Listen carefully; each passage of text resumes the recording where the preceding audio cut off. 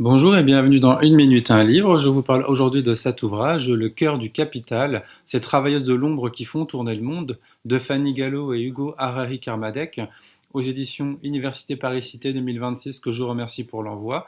Un travail reproductif, de quoi parle-t-on? On est bien sur un travail qui dépasse et augmente le travail dit domestique. Et ce travail domestique, d'ailleurs, augmente et dépasse le travail ménager. Donc on est bien, encore une fois, sur une dimension, encore une fois, qui s'articule et qui progresse, en fait, au fur et à mesure aussi des mises en tension. Alors le point de départ est plutôt clair, hein, le travail reproductif ne se limite pas donc au travail domestique, hein, il désigne bien l'ensemble des activités qui permettent, jour après jour, finalement, de reproduire ce qu'on appelle, et ce qui est appelé ici plutôt la force de travail, hein.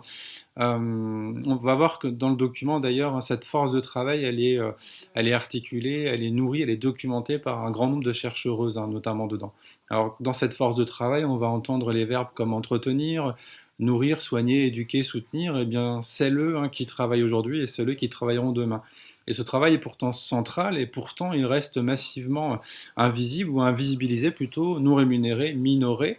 Et le travail domestique, rendu invisible et gratuit, constitue une exploitation au sens marxiste, en permettant de générer du profit grâce à sa dévaluation. Mais alors à qui profite réellement cette exploitation? Est-ce au mari, à l'employeur? Et dans quelle mesure d'ailleurs on peut affirmer que l'économie du travail est conçue comme masculine? Alors l'ouvrage met à jour notamment les débats et les points de tension dont on a commencé à parler en articulant donc différents courants de pensée. Et une des forces de l'ouvrage d'ailleurs, c'est d'articuler ces courants en fait, tout en pointant les contradictions, les points de convergence aussi, mais en nous laissant en tout cas aussi avoir un propre avis, ça c'est important. On nous livre encore une fois le matériel, le matériau, c'est à nous de faire la suite. Alors je cite, hein, la manière dont on pense les rapports entre production et reproduction conditionne aussi les formes de lutte que l'on peut envisager, salaire, service public, reconnaissance symbolique ou redistribution matérielle. Alors, question, peut-on résumer l'ensemble des causes d'ailleurs au capitalisme et au patriarcat? Eh bien non, pas seulement. La dimension intersectionnelle est très présente dans l'ouvrage, hein. Je cite, capitalisme et patriarcat ne sont pas les deux seuls systèmes de domination en jeu, même si leur présence est très forte. Eh bien, on a d'autres rapports de pouvoir, hein, liés à la classe, à la race ou à la migration, bien évidemment, qui viennent se croiser. Et ça, on le retrouve vraiment, hein, dans des logiques, dans ces logiques effectivement de travail reproductif. Alors, les débats sont donc très complexes, hein.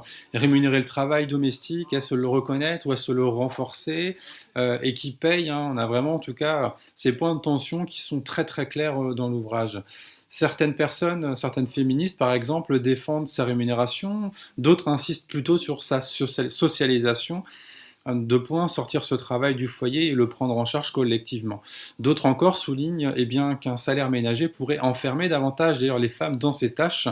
Alors elles proposent comme piste le développement des services publics, hein, crèches, garderies, cantines, la réduction du temps de travail, des droits sociaux indépendants de l'activité professionnelle. On a deux questions majeures aussi qui traversent l'ouvrage. Comment mesurer finalement la valeur de la reproduction sociale?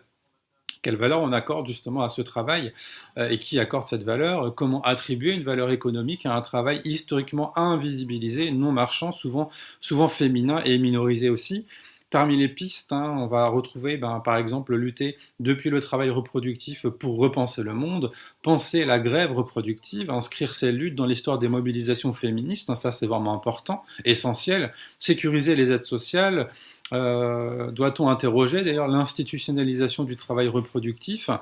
Et ces luttes posent une question centrale: qui prend en charge les besoins fondamentaux, dans quelles conditions, avec quelles ressources et quelle reconnaissance, hein? Des questions habituelles mais qui sont importantes à poser. Construire une autre société aussi, hein, c'est-à-dire passer du travail reproductif en soi au travail reproductif pour soi, hein, ça c'est bien précisé dans l'ouvrage et c'est une piste intéressante, un peu philosophique aussi.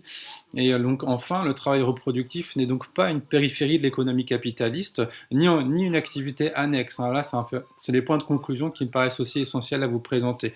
En effet, il en constitue une part centrale, une colonne vertébrale, sans laquelle ni la production, ni la société, ni la vie elle-même d'ailleurs ne pourraient se maintenir. Un ouvrage, encore une fois, important dès lors que l'on s'intéresse à ce type de questions que je vous invite à découvrir. Bonne lecture, bonne découverte et à bientôt.